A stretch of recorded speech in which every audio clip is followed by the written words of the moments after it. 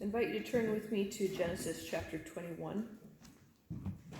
I'll be reading verses 1 through 4 and then 15 to 23. And then we're going to be moving to chapter 28.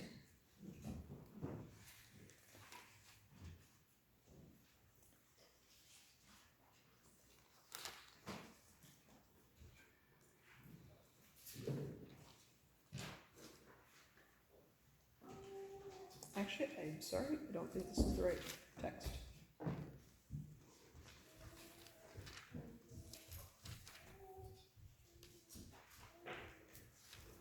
It's supposed to be in chapter 27. Sorry.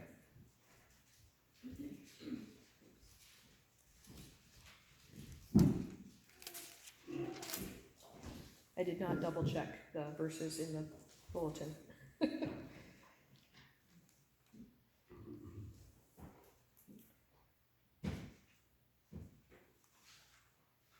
Chapter 25.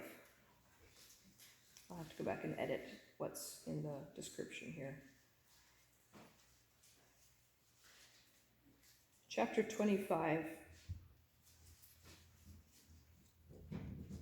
Let's read from verse 19. These are the generations of Isaac, Abraham's son. Abraham fathered Isaac, and Isaac was 40 years old when he took Rebekah, the daughter of Bethuel, the Aramean of Paddan Aram, the sister of Laban the Aramean, to be his wife. And Isaac prayed to the Lord for his wife because she was barren. And the Lord granted his prayer, and Rebekah his wife conceived. The children struggled together within her, and she said, "If it is thus, why is this happening to me?" So she went to inquire of the Lord. And the Lord said to her, "Two nations are in your womb, and two peoples from within you shall be divided. The one shall be stronger than the other, and the older shall serve the younger." When her days to give birth were completed, behold, there were twins in her womb. The first came out red, all his body like a hairy cloak, so they called his name Esau. Afterward his brother came out with his hand holding Esau's heel, so his name was called Jacob. Isaac was 60 years old when she bore them. When the boys grew up, Esau was a skillful hunter, a man of the field, while Jacob was a quiet man, dwelling in tents. Isaac loved Esau because he ate of his game, but Rebekah loved Jacob. Once when Jacob was cooking stew, Esau came in from the field, and he was exhausted. And Esau said to Jacob, "Let me eat some of that red stew, for I am exhausted." Therefore his name was called Edom. Jacob said, "Sell me your birthright now." Esau said, "I am about to die. Of what use is a birthright to me?" Jacob said, "Swear it to me now." So he swore to him and sold his birthright to Jacob. And Jacob gave Esau bread and lentil stew, and he ate and drank and rose and went his way. Thus Esau despised his birthright. Let's move to chapter 27. This is actually was supposed to be our main text for today here. But I wanted to read the prequel. When Isaac was old and his eyes were dim so that he could not see, he called Esau his older son and said to him, "My son." And he answered, "Here I am." He said, "Behold, I am old. I do not know the day of my death. Now then, take your weapons, your quiver and your bow, and go out to the field and hunt game for me, and prepare for me delicious food such as I love, and bring it to me so that I may eat, that my soul may bless you before I die." Now Rebekah was listening when Isaac spoke to his son Esau. So when Esau went to the field to hunt for game and bring it, Rebekah said to her son Jacob, "I heard your father speaking to your brother Esau." So then he follows the plan of his mother. We're going to jump to verse 15. Then Rebekah took the best garments of Esau, her older son, which were with her in the house, and put them on Jacob, her younger son. And the skins of the young goats she put on his hands and on the smooth part of his neck. And she put the delicious food and the bread which she had prepared into the hand of her son Jacob. So he went in to his father and said, "My father." And he said, "Here I am. Who are you, my son?" Jacob said to his father, "I am Esau, your firstborn. I have done as you told me. Now sit up and eat of my game, that your soul may bless me." But Isaac said to his son, "How is it that you have found it so quickly, my son?" He answered, "Because the Lord your God granted me success." Then Isaac said to Jacob, "Please come near, that I may feel you, my son, to know whether you are really my son Esau or not." So Jacob went near to Isaac his father, who felt him and said, "The voice is Jacob's voice, but the hands are the hands of Esau." And he did not recognize him because his hands were hairy like his brother Esau's hands. So he blessed him. He said, "Are you really my son Esau?" He answered, "I am." Then he said, "Bring it near to me that I may eat of my son's game and bless you." So he brought it near to him, and he ate, and he brought him wine, and he drank.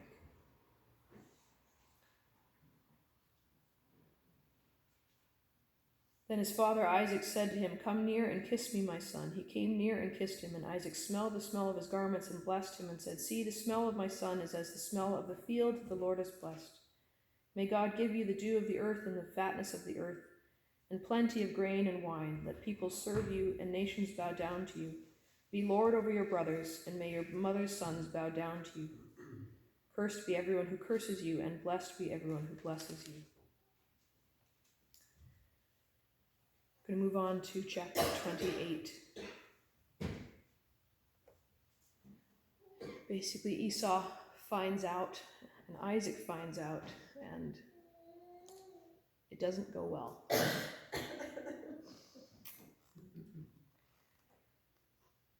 So Rebekah sends Jacob away to spare him from the anger of Esau. Verse 10 through 17. Jacob left Beersheba and went toward Haran, and he came to a certain place and stayed there that night, because the sun had set. Taking one of the stones of the place, he put it under his head and lay down in that place to sleep. And he dreamed, and behold, there was a ladder set up on the earth, and the top of it reached to heaven. And behold, the angels of God were ascending and descending on it. And behold, the Lord stood above it, and said, "I am the Lord, the God of Abraham your father, and the God of Isaac. The land on which you lie I will give to you and to your offspring. Your offspring shall be like the dust of the earth, and you shall spread abroad to the west and to the east, and to the north and to the south. And in you and your offspring shall all the families of the earth be blessed. Behold, I am with you, and will keep you wherever you go, and will bring you back to this land. For I will not leave you until I have done what I have promised you." Then Jacob awoke from his sleep and said, "Surely the Lord is in this place, and I did not know it." And he was afraid and said, "How awesome is this place! This is none other than the house of God, and this is the gate of heaven." Actually, I want to keep reading the rest of the chapter here. So early in the morning, Jacob took the stone that he had put under his head and set it up for a pillar, poured oil on top of it. He called the name of that place Bethel, but the name of the city was Luz at the first. Then Jacob made a vow, saying, "If God will be with me and will keep me in this way that I go, and will give me bread to eat and clothing to wear, so that I come again to my father's house in peace, then the Lord shall be my God. And this stone which I have set up for a pillar shall be God's house. And of all that you give me, I will give a full tenth to you." Now I want to read from John chapter 1. We get the end of a story here. There's quite a lot in John chapter 1. This is our third Sunday talking about different pieces of it. This is after the calling of the first disciples. Jesus calls Philip, and Philip calls Nathanael. And Nathanael had said, "Rabbi, you are the Son of God, you are the King of Israel." And then we get to our verses for today. Jesus answered him, "Because I said to you, I saw you under the fig tree, do you believe? You will see greater things than these." And he said to him, "Truly, truly, I say to you, you will see heaven opened and the angels of God ascending and descending on the Son of Man." This is the word of the Lord.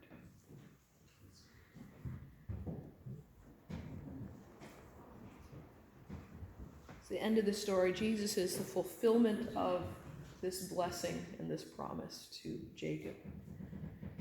Now Jacob is both, or Jacob, as they would have said it, is both one of those troubling people that we hear about, and yet, as one author said, the first real human that you hear about in the Bible, because the others are sort of, Abraham makes a lot of mistakes, but you don't hear much back talk to God. You're not hearing him making so many huge mistakes, right? He has some, but they seem more minor. And then you get Jacob, who comes out of the womb.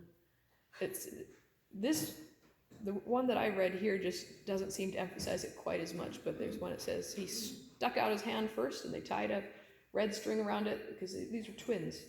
And then he pulled his hand back in. Wasn't that Judah's son? Tamara's son? Maybe it was Tamara's son. Very similar story, though, that not the firstborn, but the one who comes right after. His name literally means the one who follows, the one who comes behind, or if it's a noun, Jacob would be the heel. It's the same thing. And it means, or it is used to mean, the one who cheats, the trickster, the one who doesn't go the proper way. He's not the one we tend to think of and go, yeah, great guy. He wrestles with the problems. And yet, God chooses to give the blessing through him and to honor the blessing that Isaac gives, right? Rebecca had gotten this promise as well. And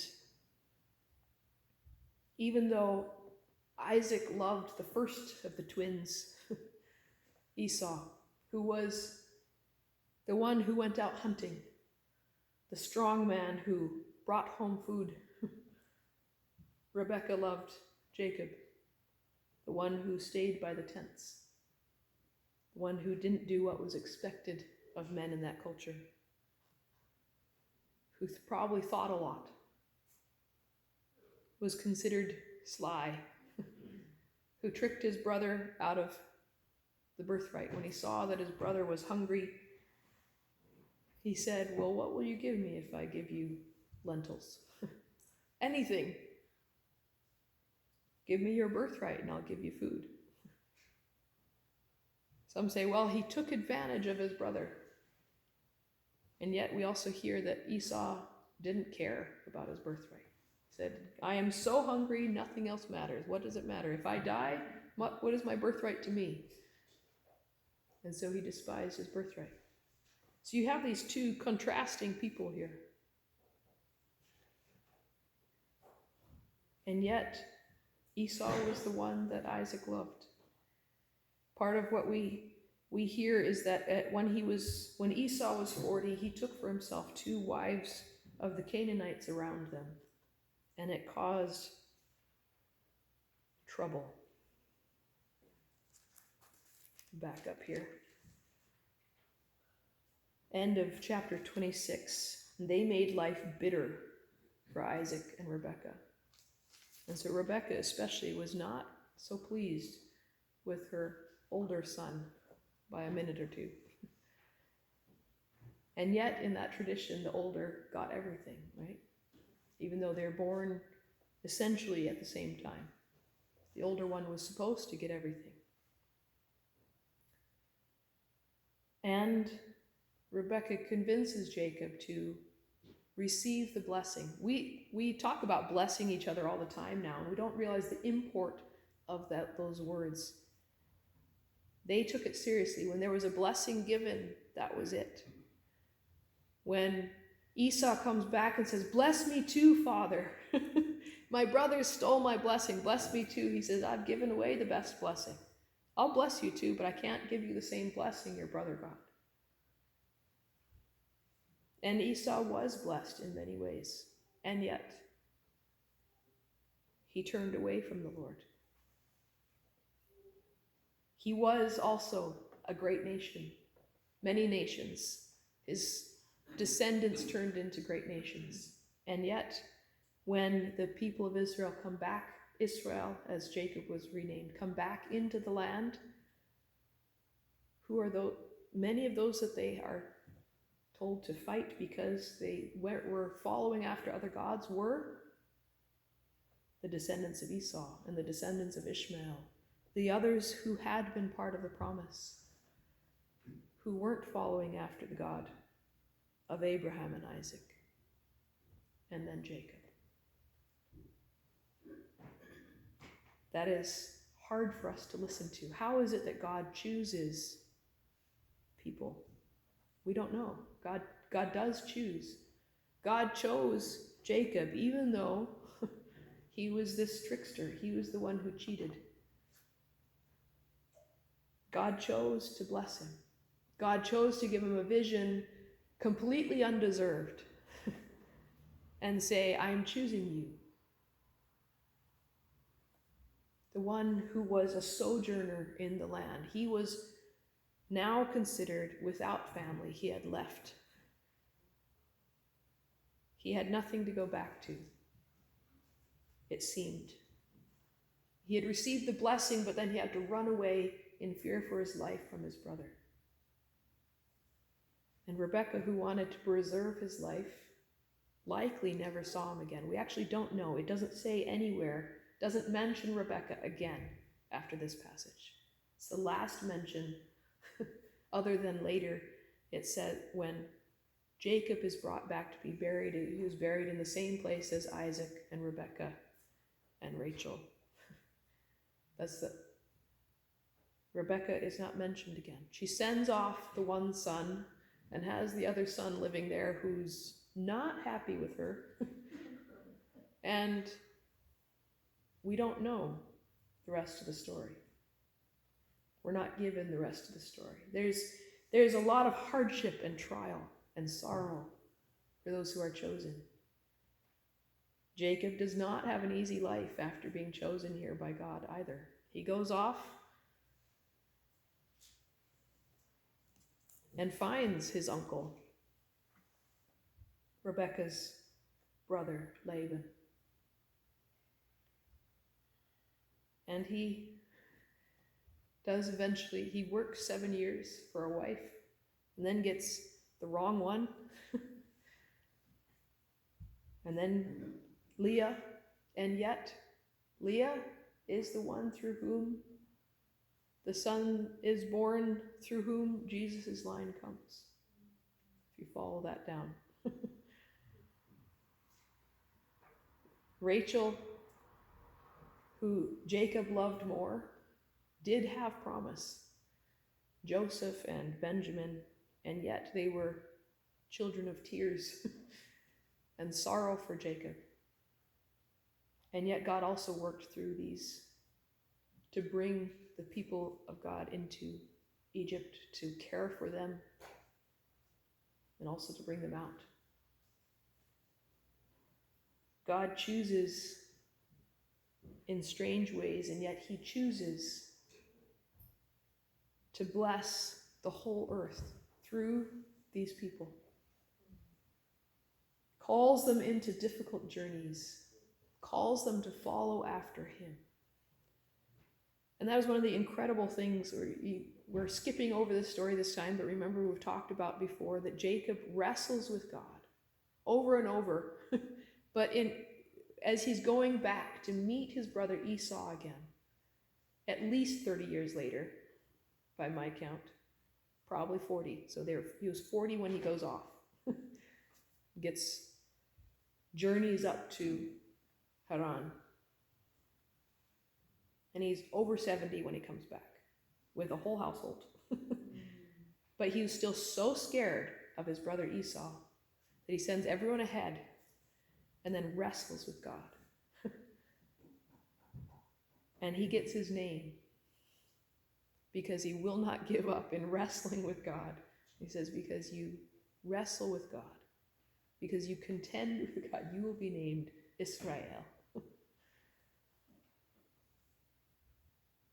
And God chose to continue to bless him, to hold to this promise that he made, and he brought him back into the land, and he brought him back into relationship with his brother Esau. There was healing.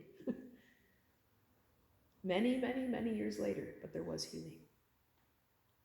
God was true to this promise here, where he said, I am with you and will keep you wherever you go and will bring you back to this land.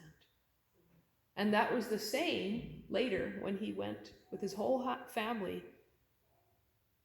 to Egypt. He was kept wherever he went, and he was brought back. The Pharaoh allowed Joseph and his brothers to come back and bury him in the land. He was brought back to that land. This promise was true, and God kept his promise to Jacob. See, that just turned off again. Not sure why it's doing that. God kept his promise to Jacob through all his life.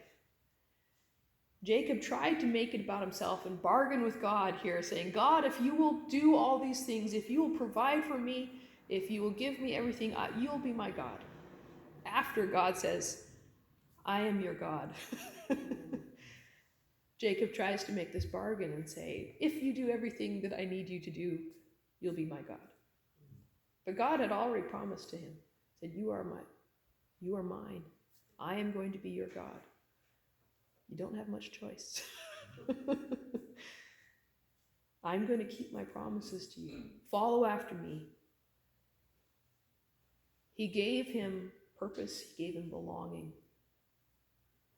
He protected him. Didn't mean he had it easy, but he was with him because he promised. And he gave him family. And through him, all peoples of the earth were blessed. He didn't see it. In hindsight, we can look back and say, this is what happened. This is how God kept his promise.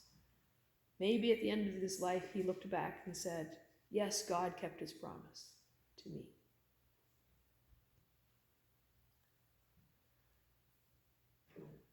God chooses. And we have also been chosen. God chooses, as I learned in my theology class, through the word of this preacher. And sometimes that's you. When you say to another, this word, this good news is for you, that God chooses you. God chooses to be your God. Will you serve him? This good news is for you that Jesus came for the world. And this is for you. God chooses you. Do we deserve it? No. Did Jacob deserve it? No. Did Abraham deserve it? No. Even though said, well, he was upright in heart. He made lots of mistakes. God chooses to graft us into this line. We may not have been, may not be from the bloodline of Jacob, but God, through Jesus, has grafted us in to these promises, and they are good. And they are still true. God's promises are true. And so we too can hear these words and find hope in them. That I am with you and will keep you wherever you go and will bring you back to this land. For I will not leave you until I've done what I've promised you. God does not abandon his promises. And so, whatever that promise is, when we hear it spoken to us in our lives, we can hold on to it and hope, because God has fulfilled his promises in the past, and he will continue to do so. And what was God's promise? Jesus' promise to Nathanael. You will see even greater things than me saying, I saw you when you were under the fig tree at your deepest point of despair. I saw you. I knew you. It's one of the powerful scenes in The Chosen season 2, if you ever get around to watching that. Saying, when you didn't think anyone was there seeing you, I saw you. But you will see even greater things than these. You will see heaven open, the angels ascending and descending on the Son of Man. The Messiah, the one of Israel and the one of God. He made that promise true for Nathanael. His promises are true, and they are good. And He chooses you.